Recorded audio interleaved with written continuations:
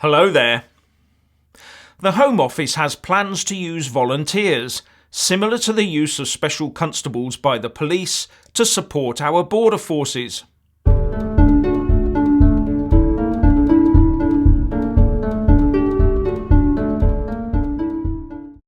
The government has been accused of putting the security of the UK at risk by considering the use of volunteers to assist with guarding our borders. It turns out that the Home Office is in discussions about how to use volunteers to plug the gaps in our border force in the same way that the police use special constables.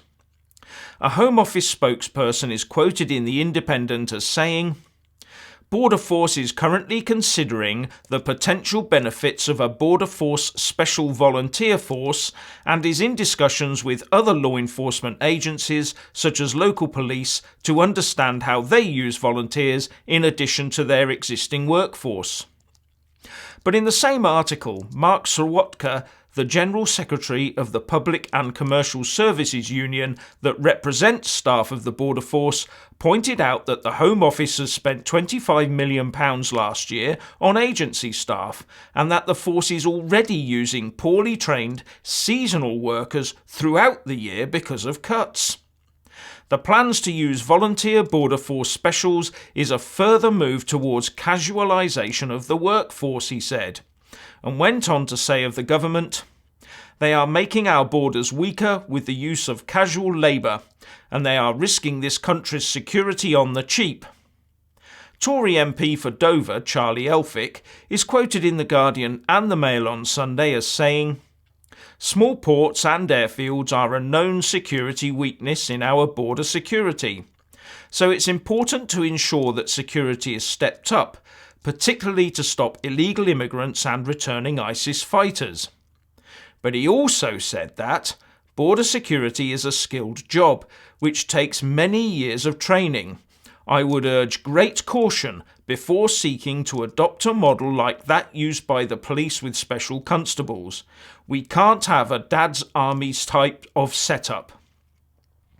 One thing that always gets missed, though, is that if you do not have proper borders around your country to stop the wrong people getting in, as well as unwanted substances and arms, etc., then you end up having to put up barriers internally around big central iconic places where people gather, like those on the bridges of London.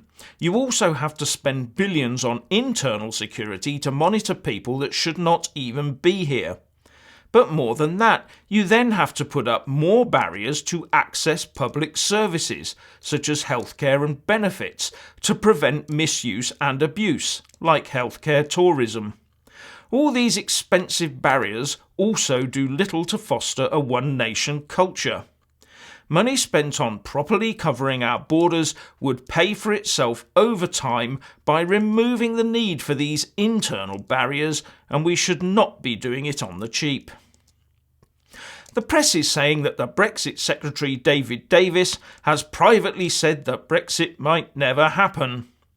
All this seems to hinge on a statement he made to a Whitehall think tank. "My view is that it means there is less chance of a no deal and less chance of no Brexit," he is reported to have said. This is being seized upon by some as David Davis doubting Brexit will happen, but a spokesperson for Mr Davis said, "He was simply repeating the PM's point that the deal is good for people who supported Leave and who fear Brexit isn't going to happen, and Remain supporters who fear no deal." Seems fair enough explanation to me. And lastly, just before I sign off for the year of 2017, I'll leave you with a couple of stats that might interest you and maybe spark a bit of debate. The total EU budget for 28 member states, soon to be 27 of course, was €158 billion for 2017. Of that, €9.4 billion was allocated for administration alone. Now compare that with the World Trade Organization, with a membership of 164 countries and a total budget of just €174 million. which is barely 1/5 of the cost of the aforesaid EU administration. A big thank you to everyone for watching over the last few months, and I wish you all the best for 2018. See you all next year. Please do like and share this video, and also subscribe to my channel. And when subscribing, please do remember to press on the little bell next to the subscribe button.